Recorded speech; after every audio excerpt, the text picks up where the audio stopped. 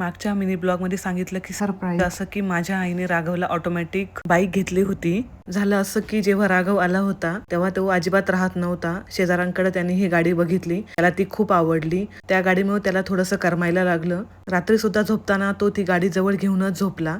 बघितलं ना तो किती मस्त एन्जॉय करतोय गाडीवरती बसून. तिला असं वाटलं की याला इतकी गाडी आवडली, घ्यावी तरी. ती बोलली की सेम टू सेम घेऊया जी राघव खेळत होता गाडी रात्री.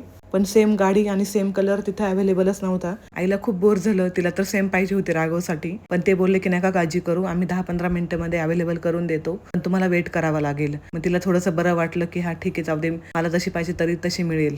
मग फायनली गाडी आली. मग आम्ही गाडी बुक केली आणि पैसे पण पे केले आणि आम्ही तिथून निघालो.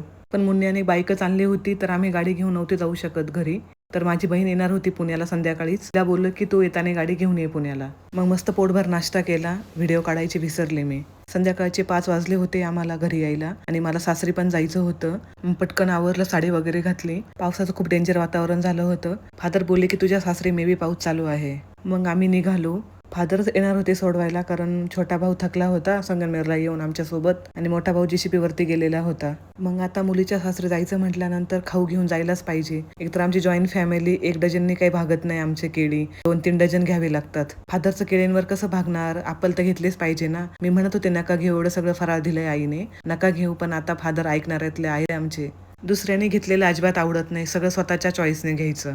मी म्हणलं बस आता निघूया, कारण पावसाचं खूप वातावरण झालंय. माझ्या सासरी जाताना घाट लागतो. जर पाऊस आला तर तो घाटात प्रॉब्लेम येतो, जाता येत नाही 4 व्हीलर घेऊन. म्हणून मी घाई करत होते.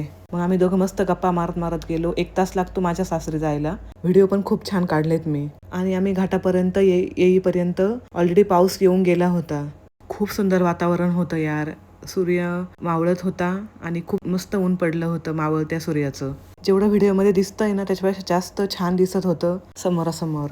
आणि फादरला असे व्हिडिओ वगैरे काढायला नाही आवडत, पण त्यांना पण इतकं छान वातावरण आवडलं होतं ना, त्यांनी गाडीत थांबून मला व्हिडिओ काढून दिले. खरंच खूप सुंदर वातावरण होतं. पाऊस येऊन गेलेला होता. शांत हवेची झुळूक चालू होती. घर फक्त 10 मिनिटाच्या अंतरावरती राहिलं होतं आणि सासरे आम्हाला मध्येच भेटले. त्यांना कार्यक्रमाला जायचं म्हणून आम्ही निघलो, नाही तर कॅन्सल होतं. पण पाऊस होऊन गेलता याचा अर्थ. किती वेळाच पाऊस झाला आता उघडायचं 15 मिनिट. त्यांना जायचं होतं आणि तो कार्यक्रम महत्त्वाचा होता, म्हणून आम्ही गाडीमध्येच थांबवून त्यांच्यासोबत बोललो आणि घरी निघालो. आणि आम्ही घरी निघतानाच आम्हाला रेनबो दिसला. मी फोटोही काढले आणि व्हिडिओ काढले.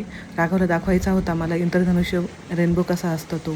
भेटूया नेक्स्ट ब्लॉगमध्ये. तोपर्यंत बाय.